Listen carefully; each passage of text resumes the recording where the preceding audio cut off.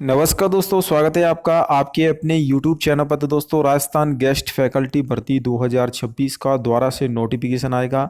इसके online form भी भरे जाएंगे। अभी हालांकि इसको कुछ समय के लिए स्थगित किया गया है, जिसका मेन रीज़न है कि अभी आपको पता होगा कि इसमें हॉलीडे पड़ रहे हैं, छुट्टियां हैं और जल्दबाजी में इसका नोटिफिकेशन आया था। इस वजह से समय भी छात्रों को नहीं मिल रहा है फॉर्म भरने के लिए। इसमें मेन रीज़न क्या है स्थगित करने का, उसके बारे में भी बात करेंगे और नियमों में क्या क्या बदलाव हो सकता है। तो सबसे पहले अगर मैं बात करूं राजस्थान गेस्ट फैकल्टी को लेकर, जो राजस्थान विद्या संबल योजना के अंतर्गत आती है, इस पर ब्रेक क्यों लगा है, इसके पीछे क्या क्या रीज़न है। देखिए, रिक्त पदों पर शाला दर्पण की रिक्तियों के अनुसार नहीं है, अपितु IFMS 3.0 के बजट मद के अनुसार है। वर्तमान सरप्लस शिक्षकों को पोस्टिंग के बाद रिक्त पदों का निर्धारण पात्रता परीक्षा उत्तीर्ण की शर्त भी है इसमें रखी जाए, क्योंकि अगर सिर्फ यहाँ पर 10th 12th प्लस आपका BSTC या बीएड के आधार पर दिया जाएगा तो इसमें काफ़ी सारे छात्रों के आवेदन आएंगे। लेकिन अगर इसमें थर्ड ग्रेड के लिए खासकर रीट अगर इसमें लागू होता है तो उससे कहीं ना कहीं इसमें कम छात्रों को या जो एलिजिबल छात्र हैं उनको ही मौका मिलेगा, और ये नियम होना भी चाहिए। रीट पात्रता को लेकर मैं भी इसको लेकर सहमत हूँ। इसके अलावा राज्य स्तरीय एक समान दिशा निर्देश एवं टाइम फ्रेम जारी होना चाहिए। ऑनलाइन आवेदन लेने पर भी विचार किया जा सकता है, क्योंकि ऑफलाइन में काफ़ी सारी गड़बड़ियाँ हो सकती हैं। आपके पास कोई सबूत नहीं रहेगा कि आपने फॉर्म भरा है।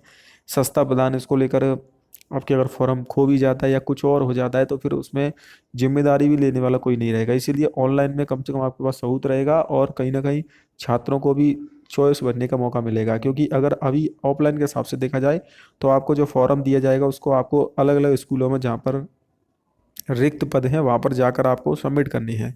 तो ऑनलाइन आवेदन और एक एक इसके अलावा दोस्तों राज्य स्तरीय एक समान दिशा निर्देश पर टाइम फ्रेम जारी करने को लेकर और रिक्त पदों की अनुसार ही यहाँ पर दोस्तों फॉर्म भरवाने को लेकर मांग की जा रही है। शहरी क्षेत्रों में नगरपालिका चुनाव के कारण भर्ती केवल ग्रामीण क्षेत्रों में होगी, ये आदेश प्रत्येक जिले में नहीं निकाले हैं। इस भर्ती में आरक्षण सीमा को लागू करने की भी मांग की जा रही है। जी हाँ दोस्तों, खासकर SC ST EWS वाले छात्र मांग कर रहे हैं कि इसमें आरक्षण का कोई प्रावधान नहीं है। तो ऐसे में काफ़ी सारी इसमें परेशानियां हैं, तो इन सब चीज़ों की वजह से ही इसको स्थगित किया गया है। अब आगामी आदेश तक देखिए कौन कौन से ज़िले हैं जहाँ पर आपका नोटिफिकेशन आ चुका है, 12 है।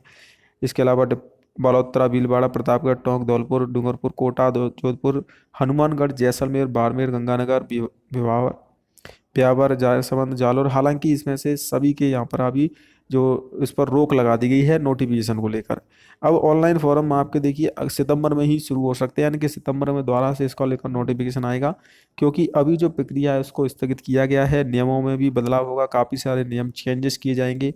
नियम चेंज करने के पीछे मेन रीज़न यही है कि इसमें पारदर्शिता लाई जाएगी, क्योंकि इस आरक्षण का भी कोई प्रावधान नहीं है। सेकेंडरी इसमें ऑनलाइन फॉर्म नहीं है, ऑफलाइन है, तो उसकी काफ़ी सारे रीजन की वजह से इसमें द्वारा से संशोधित जो है विज्ञप्ति या संशोधित नोटिफिकेशन आएगा और उसके बाद फॉर्म भरे जाएंगे। क्योंकि अभी जो चयन प्रक्रिया है उस पर भी सवाल खड़े हो रहे हैं कि सिर्फ आप 10th 12th और BSTC के आधार पर या बीएड के आधार पर चयन करोगे, तो जो रीट वाले विद्यार्थी हैं, रीट भी इसमें लागू होना चाहिए। जिन छात्रों का रीट पास है वो मांग कर रहे हैं कि सिर्फ उनको ही मौका दिया जाए।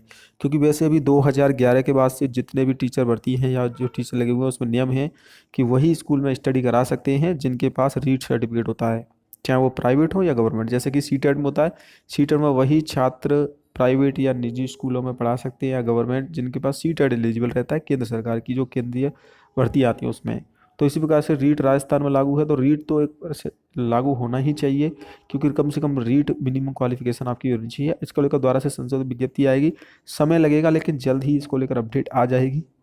बाकी दोस्तों आपको मैं अपडेट करता रहूँगा, चैनल को जरूर सब्सक्राइब कर लेना। राजस्थान विद्या संबल योजना के अंतर्गत आपको लेटेस्ट न्यूज़ सबसे पहले मिलेगी। जय हिंद, वंदे मातरम।